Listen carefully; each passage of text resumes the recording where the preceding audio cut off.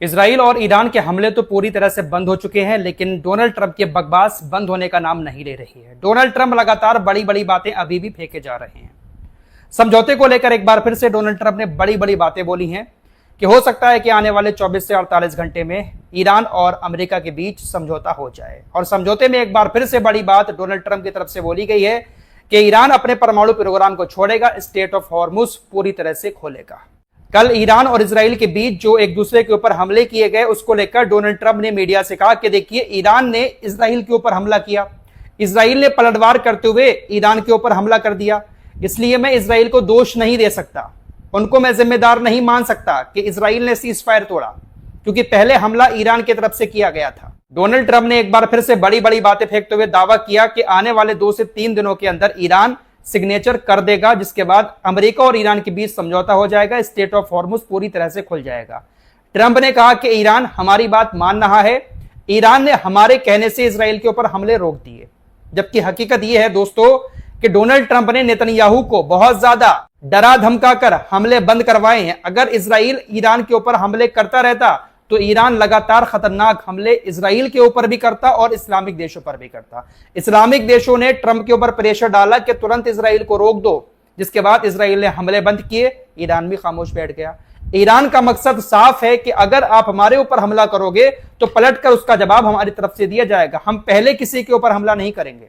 Israel के ऊपर भी हमला ईरान ने इसीलिए किया क्योंकि ईरान ने पहले ही कह दिया था कि लेबनान के ऊपर हमला आपने किया तो हम इजराइल के ऊपर मिसाइलें जरूर दागेंगे। ईरान ने अपना वादा पूरा किया, लेबनान पर इजराइल ने हमला किया, इजराइल पर ईरान ने हमला कर दिया। फिलहाल ट्रंप ने जो दावा किया है कि बहुत जल्द ईरान और अमेरिका के बीच समझौता हो जाएगा, 2 से 3 दिन के अंदर सिग्नेचर हो जाएंगे, ये कोई पहली बार ट्रंप ने दावा नहीं किया है, बल्कि आंकड़े सामने आए हैं। पिछले 4 महीने में तकरीबन 38 बार डोनाल्ड ट्रंप ये बात बोल चुके हैं। CNN की रिपोर्ट के मुताबिक डोनाल्ड ट्रंप ने पिछले 4 महीने में 38 बार ये बात बोली है कि समझौता बिल्कुल करीब है और ईरान हमारी बात मानते हुए समझौते पर सिग्नेचर करने वाला है। लेकिन अभी तक ईरान ने ना इनकी बात मानी है और ना ही ईरान ने समझौते पर सिग्नेचर किए हैं। तो इससे आप अंदाजा लगा सकते हैं कि डोनाल्ड ट्रंप की तरफ से जो बातें दुनिया के सामने रखी जा रही हैं उसमें कितना बड़ा झूठ है। ट्रंप की बातों को अब दुनिया सीरियस ले ही नहीं रही है। बहुत सारे बड़े बड़े दावे लगातार डोनाल्ड ट्रंप की तरफ से किए जा रहे हैं कि ईरान के साथ हम ये कर देंगे, ईरान के साथ हम वो कर देंगे। डोनाल्ड ट्रंप ने कुछ और सपने ईरान को लेकर देखे हैं, आइए उनके सपने के बारे में आपको थोड़ा सा बता देते हैं। इसके अलावा कुछ और भी खबरें हैं, सारी खबरों को एक एक करके आपके सामने रखेंगे। डोनाल्ड ट्रंप इस जंग के दौरान बहुत सारे सपने देख चुके हैं, बड़ी बड़ी बातें दुनिया के सामने फेंक चुके हैं, लेकिन सच्चाई उसमें कितनी है आप सभी लोग जानते हैं। एक बार फिर से डोनाल्ड ट्रंप ने बड़ी बातें बोली हैं। ट्रंप ने कहा है कि मुज्तबा खामनेई कहां है मुझे पता है। डोनाल्ड ट्रंप ने कहा कि हमने ईरान को 60 दिन की डेडलाइन दी थी कि 60 दिन के अंदर अंदर आप समझौता कर लो। 60 दिन की डेडलाइन अब खत्म होने वाली है, ईरान ने अभी तक समझौता नहीं किया है। अमेरिका ईरान के बीच जब तक कोई समझौता नहीं होगा, डील फाइनल नहीं होगी, तब तक अमेरिका ईरान की संपत्तियों को अनफ्रीज नहीं करेगा। शायद मैं आप लोगों को यह बात कई दिन पहले बता चुका हूं कि अमेरिका ईरान के बीच जो समझौता हो रहा है, अमेरिका जो ईरान के सामने शर्तें रख रहा है समझौते को लेकर, उस पर ईरान ने कहा था कि देखिए, हम समझौते पर तब बातचीत शुरू करेंगे जब आप हमारी संपत्तियों को अनफ्रीज करें। आपने हमारी संपत्तियां जो जब्त कर रखी हैं, जो पैसा आपने जब्त कर रखा है दूसरे देशों की बैंकों में, आप पहले उसको रिलीज करें, अनफ्रीज करें, उसके बाद ही हम समझौते पर बातचीत फाइनल करेंगे। लेकिन ट्रंप ने अब जवाब दिया कि हम तब तक कोई भी पैसा, कोई भी संपत्ति अनफ्रीज नहीं करेंगे जब तक डील फाइनल नहीं हो जाती।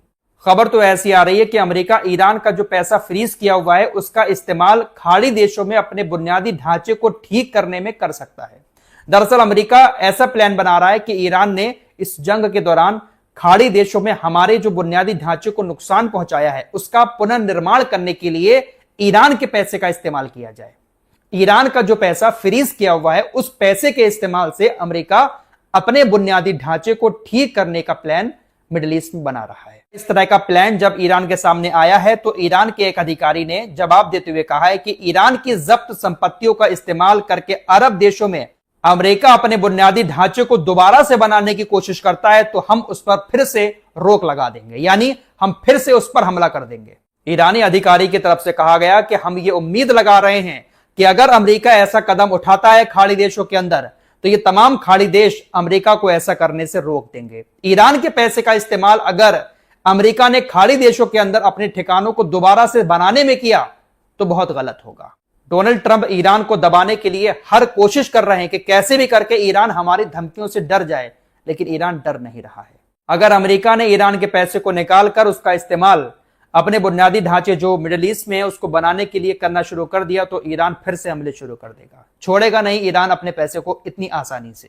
ईरान के यूरेनियम को लेकर डोनाल्ड ट्रंप ने कहा कि देखिए, या तो ईरान के समर्थन से या फिर ईरान के बिना हम ईरान के यूरेनियम को पूरी तरह से नष्ट कर देंगे। ईरान का संवर्धित यूरेनियम कैसे नष्ट किया जाएगा? ट्रंप ने कहा कि मैं आपको प्लान बताता हूं।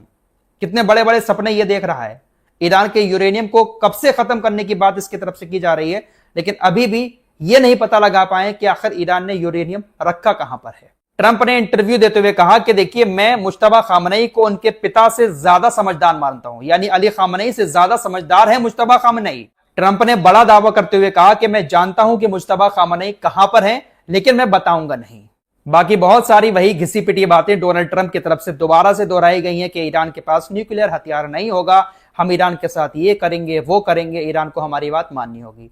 इसी तरह की डायलॉगबाजी एक बार फिर से उनकी तरफ से की गई है, लेकिन जो सबसे बड़ा सपना उनकी तरफ से देखा जा रहा है कि ईरान के समर्थन से या ईरान के बिना ईरान के यूरेनियम को हम नष्ट जरूर करेंगे। पहले पता तो लगा लेंगे कि कहां पर रखा है ईरान ने यूरेनियम।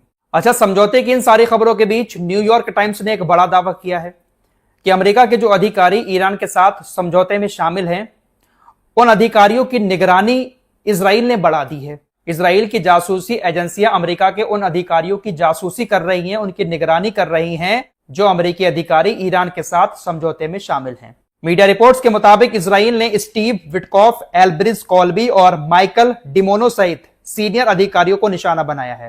पेंटागन ने इजराइल के प्रति खुफिया खतरे के उच्च स्तर को उच्च से बढ़ाकर गंभीर कर दिया है। पेंटागन को भी शायद ऐसा लग रहा है कि इजराइल की जासूसी एजेंसियां हो सकता है कि हमारे अधिकारियों को किसी ना किसी बहाने निशाना बना दें, इसलिए उन्होंने डर को हाईएस्ट से लेकर गंभीर बता दिया है। तो ये वो लोग हैं जो एक दूसरे के खिलाफ कुछ भी कर सकते हैं, अपने मतलब के लिए किसी की पीठ में भी छुरा घोंप सकते हैं। न्यूयॉर्क टाइम्स ने एक और बहुत बड़ा दावा किया। न्यूयॉर्क टाइम्स कहता है कि अमेरिका के जो सैनिक इजराइल के अंदर तैनात हैं, उन सैनिकों के फोन में एक गुप्त सॉफ्टवेयर देखा गया है जिसको इंस्टॉल किया गया। एक ऐसा सॉफ्टवेयर गुप्त तरीके से तमाम अमेरिकी रक्षा कर्मियों के मोबाइल में इंस्टॉल किया गया है जो उनके संचार पर नजर रखता है, जो कम्युनिकेशन होता है उस पर पूरी तरह से नजर रखता है। इस तरह से इजराइल अमेरिकी कर्मचारियों की निगरानी कर रहा है। इन लोगों के ऊपर क्या ही भरोसा किया जाए, जब ये अपनों के नहीं हो सकते तो अरबी देशों के खाक होंगे। दोस्तों, ओमान के तट के पास अमेरिका की मिसाइल ने एक जहाज पर हमला किया था जिसमें 24 भारतीय क्रू मेंबर थे। सभी को बचा लिया गया है। कल इजराइल ने ईरान के ऊपर जो हमला किया था, उस हमले में ये 2 ईरान के एयर डिफेंस के जवान मारे गए। फिलहाल अभी की बड़ी खबर यही है कि ईरान और इजराइल के बीच फिलहाल लड़ाई रुक चुकी है। अमेरिका और ईरान के बीच अभी तक कोई समझौता नहीं हुआ है। इस रिपोर्ट में इतना ही। कुछ और खबरों के साथ फिर हाजिर होंगे।